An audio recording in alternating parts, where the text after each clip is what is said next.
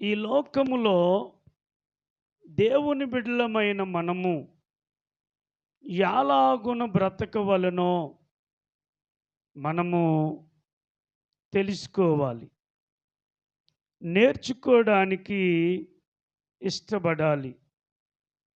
ప్రియులారా, మనకు తెలిసిన వాక్యాలే, మనకు అనుభవం కలిగిన వాక్యాలే, మనకు కంఠస్థ కలిగినటువంటి వాక్యాలే. కానీ ఆచరణకు వచ్చేసరికి మనము వాటిని అవలంబించకపోవడం అనేది గొప్ప పాపము.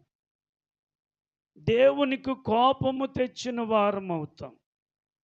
కాబట్టి ప్రియులారా, గమనించండి, దేవుని బిడ్డలమైనటువంటి మనము దేవుని ఆరాధనకు రాకపోతే దేవునిని ఎట్లా అనుసరించిన వారు అవుతారు? దేవుని సహవాసానికి రాకపోతే దేవుని వాక్యమును ప్రేమించిన వారు ఎలా అవుతారు? దేవుని దగ్గరికి రాకపోతే దేవుని శాసనాలు ఎలా గైకొన్న వారు అవుతారు? ఆలోచన చేయండి. ప్రియమైనటువంటి దేవుని బిడ్డలారా, ప్రియమైనటువంటి సంఘమా, ఇజ్రాయేలు ప్రజలు వారు చేసినటువంటి ఘోర పాపము ఏమిటి అంటే, దేవుని వాక్యానుసారముగా నడవకపోవడమే వారు చేసిన పెద్ద తప్పు. దేవుని చేత మేము పిలువబడ్డాం, దేవుని చేత ఏర్పాటు చేయబడ్డాం, దేవుని చేత ఆశీర్వదింపబడ్డాం, మేము దేవుని పిల్లలము, వారసులమని చెప్పుకున్నారే కానీ వారు దేవునిని అంగీకరించలేకపోయారు. అందుకే వారు అరణ్యములో చనిపోవలసి వచ్చింది. దేవుని కోపానికి ఆహుతవ్వవలసి వచ్చింది. ప్రియమైనటువంటి దేవుని బిడ్డలారా, అదే ఆలోచన, అదే పద్ధతి ఈరోజు నీలో ఉందేమో. అదే నడవడిక నువ్వు నడుస్తుంటే దేవుడు హెచ్చరిక చేస్తున్నాడు. దేవుని బిడ్డలుగా మనము ఈ లోకములో ఎలా బ్రతకాలి అంటే, దేవుని వాక్యమును అనుసరించుచు బ్రతకాలి. హల్లెలూయా. ఎలా బ్రతకాలి? ఒక ఆదివారం వచ్చిస్తే ఆశీర్వాదాలు రావు.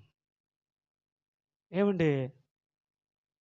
ఒక ఆదివారం వచ్చేసి ప్రార్థన చేసిస్తే ఆశీర్వాదాలు నీ ప్రార్థన ఆలకించడు. కారణం వాక్యము తెలియకపోవడం వలన, వాక్యమును అంగీకరించకపోవడం వలన, వాక్యమును అనుసరించకపోవడం వలన అటువంటి తప్పులు మానవుడు చేయవలసి వస్తుంది. నీవు కానీ, నేను కానీ, మనము కానీ అటువంటి తప్పులు చేయకుండా ఉండాలి అంటే వాక్యమును అనుసరించి నడవాలి. కాబట్టి ప్రియమైనటువంటి దేవుని బిడ్డలారా, ఈ లోకములో మనము ఎలా బ్రతకాలంటే సజీవమైన వాక్యమును అనుసరించుచు బ్రతకడానికి ఇష్టపడాలి. అందుకే దావీదు గారు అవసాన కాలంలో మరణ పడకల మీద ఉన్నప్పుడు తనకు ప్రియమైన కొడుకుని పిలిచి ఒక మాట అన్నాడు. ఏమన్నాడంటే, నాన్న, పోయే కాలం నాకు దగ్గర పడింది కాబట్టి నేను నీకు అనుభవపూర్వకంగా చెప్తున్నాను. ఇదిగో, లోకులందరూ ఎలాగైతే పోతారో నేను కూడా అలాగే పోతాను. కాబట్టి నీకొక విషయం చెప్తాను. నీవు నీ పిల్లలకు చెప్పాలి, నీవు చెయ్యాలి, నీ పిల్లలకు నేర్పించాలి. అలాగైతే దేవుడు నీ సింహాసనాన్ని స్థిరపరుస్తాడు. నీ కడుపులో నుండి రాజులు పుడతారు. నీవు అది పాటిస్తే దేవుడు నిన్ను ఆశీర్వాదిస్తాడని చెప్పాడు. చూడండి, దావీదు గారు దేవుని వాక్యము ఎరిగినవాడు గనుక, వాక్యము యొక్క రుచి తెలిసినవాడు గనుక, వాక్యము వలన ఆయన అనుభవించిన గొప్ప మేలులు పొందుకున్నవాడు గనుక, వెలుపొడుతూ తన కొడుకును పిలిచి, నీవు దేవుని వాక్యములను చదువుతూ అనుసరించుచు నీ పిల్లలకు నేర్పించాలని మొదటి రాజుల గ్రంథం 2వ అధ్యాయము మొదటి 4 వచనాలలో ఆ పదం ఉంటుంది. కాబట్టి ప్రియమైనటువంటి దేవుని బిడ్డలారా, దావీదు అంతగా చెప్పడానికి కారణం ఏంటంటే, వాక్యము యొక్క విలువ దావీదు గారికి తెలిసింది. ఒక తండ్రిగా, ఒక తల్లిగా నీవు నేర్చుకొని నీ పిల్లలకు నేర్పించవలసిన బాధ్యత దేవుడు నీ మీద పెట్టాడు. కాబట్టి నీవు సుఖముగా ఉండాలి అంటే, నీవు నెమ్మదిగా ఉండాలి అంటే, నీవు ఆశీర్వాదాలు పొందుకుంటూ సంతోషముగా భూమి మీద గడపాలి అంటే, వాక్యమును అనుసరించుచు బ్రతకడం నేర్చుకోవాలి. కాబట్టి ప్రియమైనటువంటి దేవుని బిడ్డలారా, 119వ సంకీర్తన 57వ చరణమును చూడండి. యెహోవా, నీవే నా భాగము, నీ వాక్యములను అనుసరించి నడుచుకొందునని నేను నిశ్చయించుకొని ఉన్నాను. ప్రియమైనటువంటి దేవుని బిడ్డలారా, ఇక్కడ కీర్తనాకారుడు, ఇక్కడ భక్తుడు తన ఆశను, తన ఆరాటాన్ని, తన సిద్ధాంతాన్ని, తన భక్తిని, తన నీతిని, తన న్యాయమును కనపరచాలంటే, అయ్యా నీ వాక్యానుసారముగా అనుసరించటానికి, నేను బ్రతకడానికి నిశ్చయించుకున్నాను, తీర్మానము చేసుకున్నాను. ఆ రీతిగా నేను నడుస్తానని నీ దగ్గర వడంబడగ చేసుకుంటున్నాను అంటున్నాడు. కాబట్టి ప్రియమైనటువంటి దేవుని బిడ్డలారా, ప్రియమైనటువంటి సంగమా, ఈ భూమి మీద బ్రతుకుచున్న మనము దేవుని వాక్యములను అనుసరించి నడుచుకోవడము మనము నేర్చుకోవాలి. కాబట్టి వాక్యము మనకు తెలియకపోతే పొరపాటులు చేస్తాం. ఎవడో ఒకడు అబద్ధ ప్రవక్త వచ్చి, అబద్ధ బోధకుడు వచ్చి, ఇది కరెక్ట్ కాదు, ఇది కరెక్టు అని నీకు చెప్పాడనుకో, అప్పుడు నువ్వేం చేస్తావు? వారు చూపిన మాటలు అక్కడ ఉన్నాయి కాబట్టి అది సత్యములా కనిపిస్తుందా లేదా? అప్పుడు వాక్యము నీకు తెలియకపోతే, వాక్యమును నువ్వు చదవకపోతే, వాక్యమును నువ్వు అనుసరించకపోతే, వారు చెప్పింది నిజమని తప్పు మార్గములోనికి వెళ్ళిపోవడానికి అవకాశం ఉంటుంది.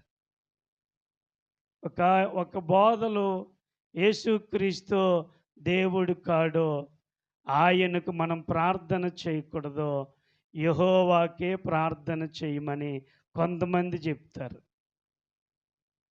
అలాగుంది వాక్యం. మరి యేసుక్రీస్తును ఎవరైతే ఒప్పుకోరో వాళ్ళు అపవాది సంబంధులని వాక్యము ఉంది. మరి ఏది కరెక్ట్? ఏది కరెక్ట్? నువ్వు వాక్యము తెలియకపోతే, నువ్వు వాక్యమును అనుసరించకపోతే, యేసుక్రీస్తు నందు విశ్వాసము ఉంచకపోతే ఆయన ద్వారే పరలోకానికి వెళ్తాం. కాబట్టి ఎవరైతే యేసుక్రీస్తును ఒప్పుకోరో వారు అపవాది సంబంధులు, అబద్ధికులు. వారినట ఇంటిలోనికి కూడా తీసుకువెళ్ళడానికి ఇష్టపడకూడదట. వారి చేత ప్రార్థనలు కూడా చేయనివ్వకూడదని లేఖనాలు చెప్పబడుతున్నాయి. అబద్ధ బోధకులు చాలామంది ఉన్నారు. కాబట్టి నీకు వాక్యము అనుసరించకపోతే నీ పరిస్థితి ఏంటి? ఎవడు ఏది చెప్తే అది నమ్మిస్తే అప్పుడు నీ పరిస్థితి, నీ ఆత్మీయత ఎలాగుంటుంది? కాబట్టి వాక్యమును అనుసరించి భూమి మీద బ్రతకాలి.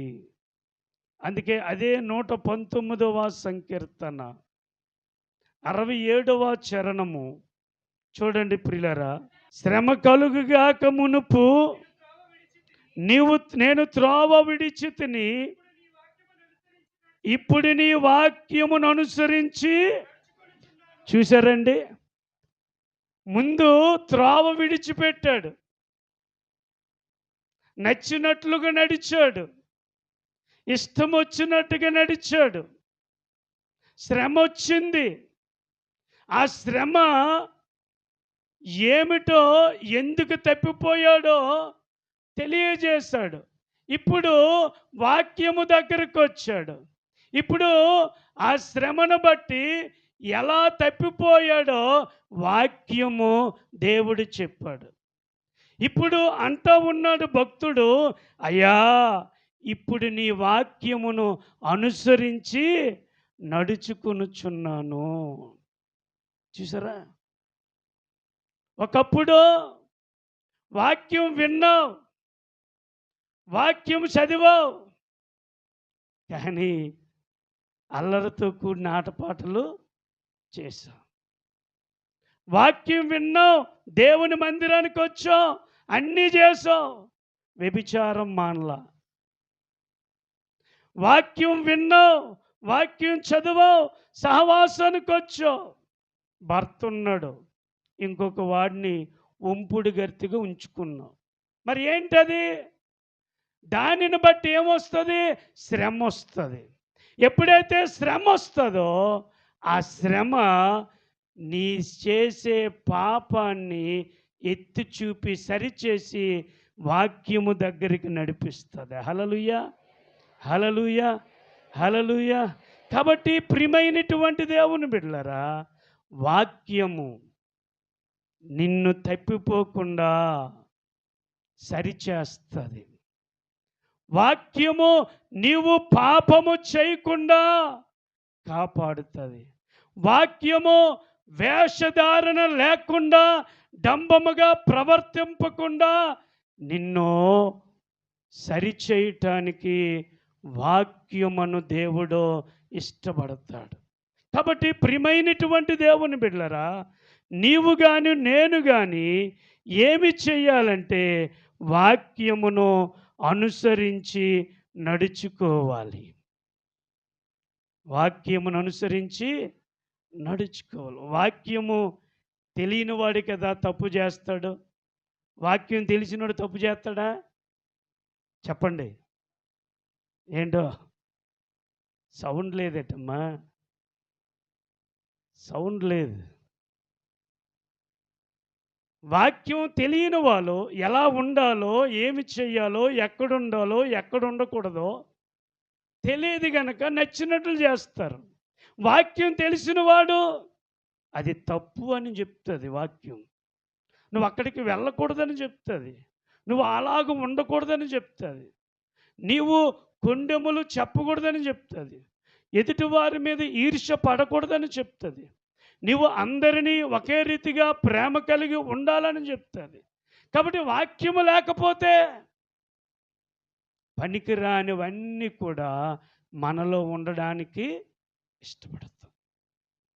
కాబట్టి దేవుని బిడ్డలమైన మనము ఈ లోకములో ఎలా బ్రతుకుతున్నామో తెలుసుకోవాలి. దేవుని బిడ్డలు వాక్యమును అనుసరించి బ్రతకడము నేర్చుకోవడానికి జీవితాలు దేవునికి అప్పచెప్పాలి. ప్రియమైనటువంటి దేవుని ద్వితీయోపదేశ కాండము 17వ అధ్యాయము చూడండి 21వ వచనము, 22వ వచనము. తాను తన సహోదరుల మీద గర్వించి ఈ ధర్మమును విడిచిపెట్టి కుడుకు గాని ఎడముకు గాని తాను తొలగక ఉండునట్లు తన దేవుడైన యెహోవాకు భయపడి ఈ ధర్మశాస్త్ర వాక్యములన్నిటినీ ఈ కట్టడలను అనుసరించి నడవ నేర్చుకున్నట్టుకు అతడు తాను బ్రతుకు దినములన్నిటిను ఆ గ్రంథమును చదువుచుండవలెను. ప్రియులారా, దేవుని యొద్దకొచ్చిన నీవు, యేసును నమ్ముకున్నామని చెప్పిన నీవు, యేసును ప్రేమించున్నాను అని చెప్పిన నీవు, యేసే దేవుడని నమ్ముకున్న నీవు నీ బ్రతుకు దినములల్లా ఏం చేయాలి తెలుసా? ఆయన గ్రంథమును చదువుచు అనుసరించుచు బ్రతకడము నేర్చుకోవాలి. హల్లెలూయా, హల్లెలూయా. కాబట్టి ప్రియమైనటువంటి దేవుని బిడ్డలారా, అలాగునైతే కుడుకు గాని ఎడముకు గాని తొలగం. వాక్యమును విస్మరించున్నట్లు, వాక్యమును తృణీకరించున్నట్లు, అనగా దేవునిని తృణీకరించున్నట్లు ఎవడైనా నిన్ను పాపులు ప్రేరేపించినప్పుడు వారితో ఒప్పకమని సొలొమోను చెప్తాడు. నిన్ను ప్రేరేపిస్తారు, నిన్ను బలవంతం చేస్తారు, నీ మీద ఒత్తిడి తీసుకొస్తారు, నిన్ను వారి మాటల చేత ఆశ చూపి పడగొట్టేస్తారు. అయితే నీ వాక్యం చదివితే, వాక్యాన్ని అనుసరిస్తే ఆ సందర్భంలో దేవుడే నీ కళ్ళ ముందు వాక్యాన్ని చూపించి నువ్వు పడిపోకుండా, జారిపోకుండా ఆ వాక్యం నిన్ను పట్టుకొని స్థిరపరిచే నిలబెట్టడానికి ఇష్టపడతాడు. హల్లెలూయా. వాక్యం అనుసరిస్తే దేవుడు చెప్తాడు, అది తప్పు, నువ్వు చేయకూడదు, నువ్వు వెళ్ళకూడదు, నువ్వు పడిపోకూడదని ఆత్మ నీతో మాట్లాడుతాడు. అదే వాక్యం అనుసరించకపోతే, అదే వాక్యం చదవకపోతే, అప్పుడు ప్రతి పనికిరాని మాటకు దాసుడమైపోతాం. అప్పుడు దేవుడు బాధపడతాడు. కాబట్టి ప్రియులారా, దేవుని బిడ్డలారా, ఇక్కడ అంటున్నాడు, తాను బ్రతుకు దినములన్నిటిలో నుండి ఆ గ్రంథమును చదువుతూ అతడు ఆ కట్టడలను అనుసరించి నడుచుకున్నట్టుకు నేర్చుకున్నాడు. ప్రియులారా, మన సీనియారిటీ తక్కువ కాదు. ప్రభు దగ్గరకు వచ్చి మన వయసు తక్కువ కాదు. ఎలా అనుసరిస్తున్నాం, ఏ విధంగా అనుసరిస్తున్నాం ఒకసారి ఆలోచన చేయండి, ఒకసారి ఆలోచన చేయండి. కాబట్టి ప్రియమైనటువంటి దేవుని బిడ్డలారా, ప్రియమైనటువంటి సంగమా, వాక్యమును ప్రతి దినము చదువుచు మన బ్రతుకు దినములన్నిటిలో నుండి అనుసరించి నడుచుకోవాలి. కాబట్టి వాక్యమును అనుసరిస్తే ఏమి లాభము, ఏమి లాభమో తెలుసా? ఎంత గొప్ప దీవెన తెలుసా?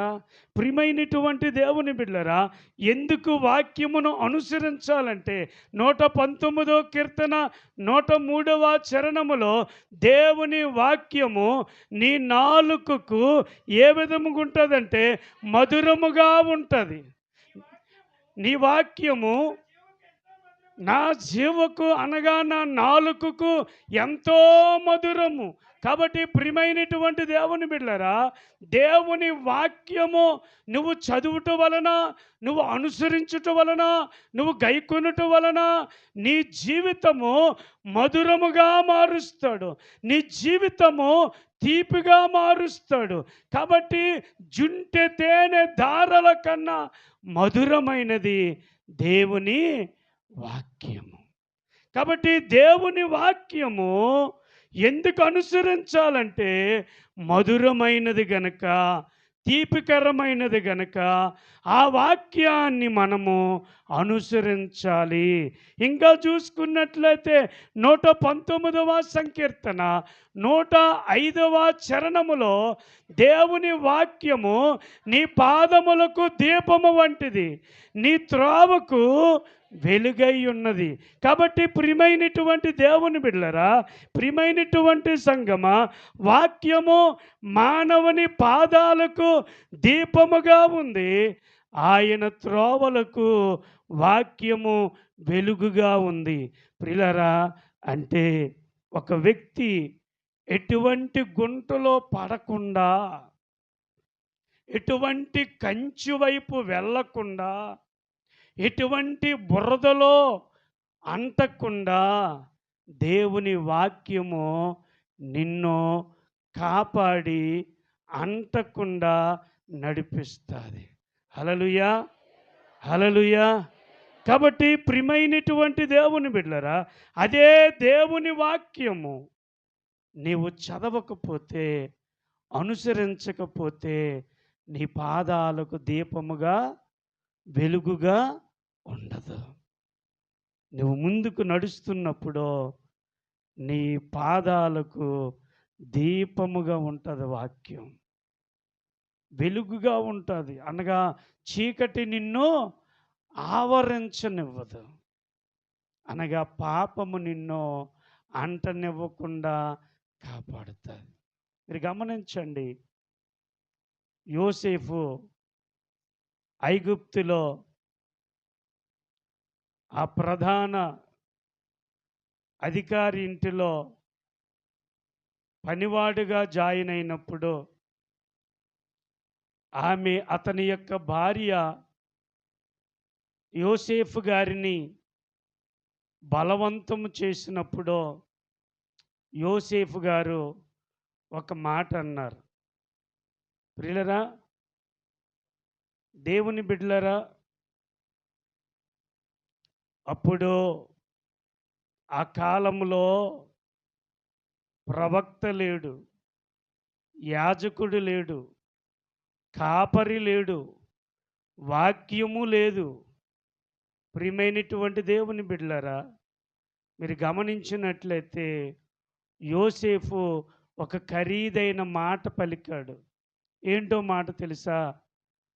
ఇంత ఘోరమైన పాతకానికి నేను ఒడుగట్టను, నేను దేవునికి విరోధముగా ఈ పాపము అవసరమైతే నా ప్రాణము పోవాలి, కానీ నేను తప్పు చేయటానికి ఇష్టపెట్టిన. అమ్మగారు, అమ్మా,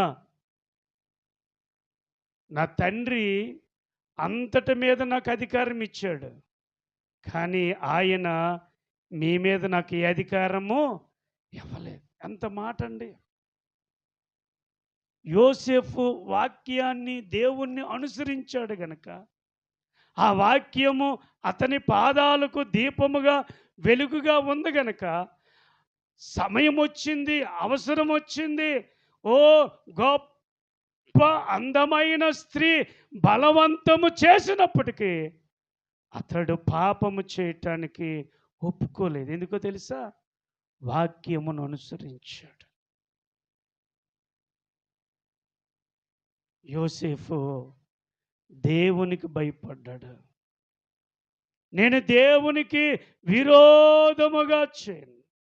ఈరోజు నువ్వు ఏ తప్పిదము చేసినా అది దేవునికి విరోధం అనే విషయాన్ని మర్చిపోకు. మరి దేవునికి విరోధం చేస్తే భూమి మీద బ్రతకగలవా? బట్ట కట్టగలవా? ఉండగలవా? నిలవగలవా? తినగలవా? పడుకోగలగలవా? నెమ్మదిగా ఉండగలవా?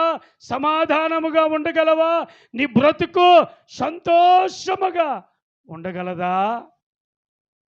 ఆలోచన చేయి. దేవునికి విరోధముగా ఏ పాపము చేసినా ఆ వ్యక్తి భూమి మీద సుఖముగా ఉండలేడు. దేవుని బిడ్డలారా, దేవుని సంఘమా, దేవుని వాక్యము కండిషన్, హద్దులు, నియమాలు, నిబంధనలు, ప్రమాణాలు, నీ బ్రతుకును బాగుపరిచేది ఇలాగుండాలి అంతే. నువ్వు అలాగుండకపోతే నువ్వు నన్ను నమ్మనవసరం లేదు, వెళ్ళిపో అంటాడు దేవుడు. ఆయన దగ్గర రానవసరంలా. ఎందుకు అంటే ఆయన పరిశుద్ధుడు, ఆయన బిడ్డలు కూడా అలాగే ఉండాలని ఆయన ఇష్టము. కాబట్టి వాక్యమును అనుసరించి నడిస్తే పాపములో పడ్డానికి అవకాశం ఉండదు. ఆ వాక్యము పాదాలకు దీపము, త్రోవకు వెలుగు. హల్లెలూయా, హల్లెలూయా. కాబట్టి ప్రియమైనటువంటి దేవుని బిడ్డలారా, ఎటువంటి గుంటలో పడిపోకుండా వాక్యం మనల్ని నడిపిస్తుంది. అంత మాత్రమే కాదు, వాక్యమును అనుసరించి నడవడం వలన అదే కీర్తన 119వ కీర్తన 50వ వచనములో నీకు నెమ్మదిని కలిగించేది దేవుని వాక్యము. హల్లెలూయా. చదవండి ఒకసారి. నీ వాక్యం, దేవుని వాక్యము మనకేం కలిగిస్తుందంటే బ్రతికిస్తుంది, నెమ్మదిని కలిగిస్తుంది. ప్రియమైన దేవుని బిడ్డలారా, ఆ వాక్యం మన బాధలో ఓదార్పునిస్తుంది. కాబట్టి మీరు ఎంతమంది మనల్ని ఓదార్చనండి మన గాయాలకి, ఆ ఒక్క క్షణమే వారి మాటకు కొంచెము అలసట తీరినట్టుగా ఉంటుంది. మరలా మన దగ్గర నుంచి వాళ్ళు వెళ్ళిపోతే ఏదో తెలియని ఆందోళన, ఏదో తెలియని బాధ, ఏదో తెలియని దిగులు, ఏదో తెలియని విచారం. కానీ దేవుని వాక్యం ఏముంటుందో తెలుసా? నువ్వు చదివితే, నువ్వు అనుసరిస్తే నీ బాధలో నెమ్మదినిస్తుంది, ధైర్యాన్నిస్తుంది, ఓదార్పునిస్తుంది. కాబట్టి దేవుని వాక్యము అనుసరించటం వలన, దేవుని వాక్యము చదవటం వలన, దేవుని వాక్యమును ప్రేమించటం వలన, దేవుని వాక్యములను గైకొనటం వలన ఎంత ఆశీర్వాదం ఉంటుందో జ్ఞాపకం చేసుకోవాలి. కాబట్టి ప్రియమైనటువంటి దేవుని బిడ్డలారా, దేవుని వాక్యము మనలను బ్రతికిస్తుంది, మనల్ని బ్రతికిస్తుంది. ఒక్క మాట కదా సమరయ స్త్రీని బ్రతికించింది. ఒక్క మాటే, అమ్మా నీవిచ్చి నీళ్ళు త్రాగు ప్రతివాడు మరలా దప్పికొంటాడమ్మా, కానీ నేనిస్తే నువ్వెన్నటికని ఆ ఒక్క మాట ఆమె జీవితాన్ని మార్చేసింది. ఆ పాపాత్మురాలైన స్త్రీ, అమ్మా ఎవరు నీ మీద రాళ్ళు వేయలేదంటే, అయ్యా ఎవరు వేయలేదయ్యా, అమ్మా నేను కూడా నీ మీద రాయి వేయను. ఆ ఒక్క మాట ఆమె జీవితాన్ని ఏం చేసింది? మార్చింది, ధైర్యం ఇచ్చింది, నిలబెట్టింది, ప్రభు ప్రేమను చవిగూర్చింది, రక్షణ పొందింది. ఆ ఒక్క మాట అంటే పాపములో నుండి దేవుడు ఏం చేశాడు? విడిపించాడు. ఒక్క మాట. నీవు ఒక్క మాట ఒక వ్యక్తికి ధైర్యం చెప్పు, ఆ ఒక్క మాటే ఆ వ్యక్తిని ధైర్యపరుస్తుంది, నిలబడుతుంది. పిల్లరా, దేవుని బిడ్డలారా, ఇక్కడ రూత్ అంటుంది, అత్తమ్మ నీ దేవుడే నా దేవుడమ్మా, నువ్వెక్కడ పడుకుని నేను అక్కడ పడుకుంటానమ్మా, నువ్వేమి చేయమంటే అది చేస్తానమ్మా. ఆ ఒక్క మాట ఆమె జీవితాన్నే బంగారు భవిష్యత్తుగా మార్చేసింది. కాబట్టి ప్రియులరా, దేవుని మాట మనల్ని బ్రతికిస్తుంది. దేవుని మాట మన గాయాలలో, మన బాధలలో, మన ఇబ్బందులలో మనకు నెమ్మదిని కలిగిస్తుంది. కాబట్టి దేవుని వాక్యము అనుసరించటం వలన ఎంత మంచి జరుగుతుంది, ఎంత మేలు జరుగుతుంది, ఎంత ఆశీర్వాదం కలుగుతుంది. కాబట్టి దేవుని బిడ్డలమైన మనము ఈ లోకములో ఎలా బ్రతకాలంటే దేవుని వాక్యమును అనుసరించుచు బ్రతకడము నేర్చుకోవాలి. దేవుని వాక్యము మనల్ని బ్రతికిస్తుంది. ఇంకా అంత మాత్రమే కాదు, 119వ సంకీర్తన 130 చరణములో ఏమంటాడంటే, దేవుని వాక్యము తెలివి లేని వారికి తెలివిని కలిగిస్తుంది. హల్లెలూయా. తెలివి లేని వారికి తెలివిని కలిగిస్తుంది. దేవుని వాక్యము తెలివినిస్తుంది. నీ తప్పులను సరిచేయడానికి దేవుడు నీతో మాట్లాడతాడు. యేసయ్యని నమ్ముకున్న బిడ్డల్ని ఆయన వమ్ము చేయడండి.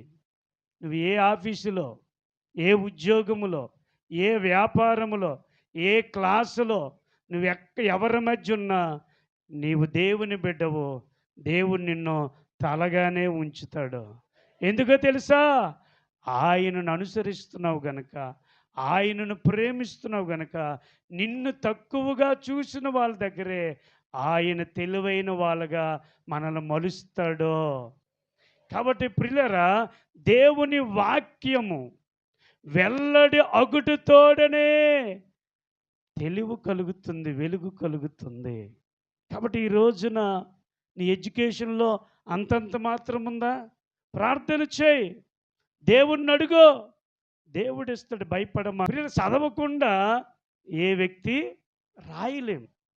దేవుని సహాయం ఉంటుంది, దేవుని కృప ఉంటుంది.